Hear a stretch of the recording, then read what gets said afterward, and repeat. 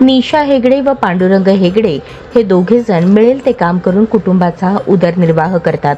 त्यांना यश नावाचा मुलगा वय 8 वर्ष आणि मुलगी सोनाली ही 2 मुले। 21 एप्रिल रोजी दोघे पती पत्नी गोपाळपूर येथील बबन शिरगिरे यांच्या शेतात मजुरीने काम मिळाले।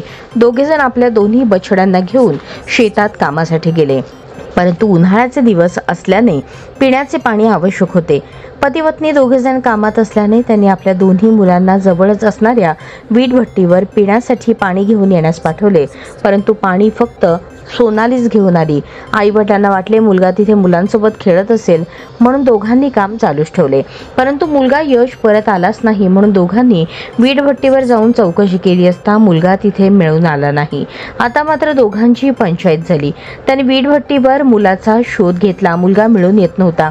शेवटी पंढरपूर तालुका पोलीस ठाण्यात येऊन दोघांनी तक्रार नोंदवली। मुलगा लहान असल्याने पंढरपूर तालुका पोलीस ठाण्याचे मुजावर पोलीस निरीक्षक यांनी तात्काळ यंत्रणा कामाला लावली। सर्वत्र मुलाची शोधाशोध केली, काही आशादायक माहिती मिळून येत नव्हती। त्या भागातील सीसीटीव्ही फुटेज प्राप्त झाले, त्यामध्ये मुलगा झोपडपट्टीमध्ये चालत जात असताना दिसला। सर्व पोलीस मुलाचा फोटो दाखवत झोपडपट्टी पालथी घातली, परंतु शोध लागेना। रात्र झाली परंतु यश मिळून येत नव्हते।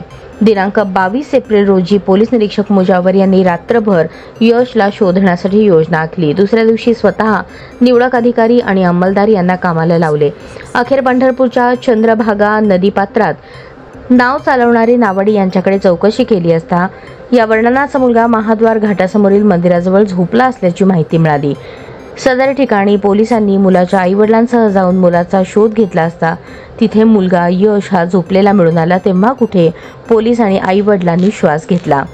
सदरची कामगिरी अतुल कुलकर्णी, पोलीस अधीक्षक सोलापूर ग्रामीण, प्रीतम यावलकर, अपर पोलीस अधीक्षक अर्जुन भोसले, उपविभागीय पोलीस अधिकारी पंढरपूर यांच्या मार्गदर्शनाखाली तय्यूब मुजावर, पोलीस निरीक्षक पंढरपूर यांनी बजावली आहे।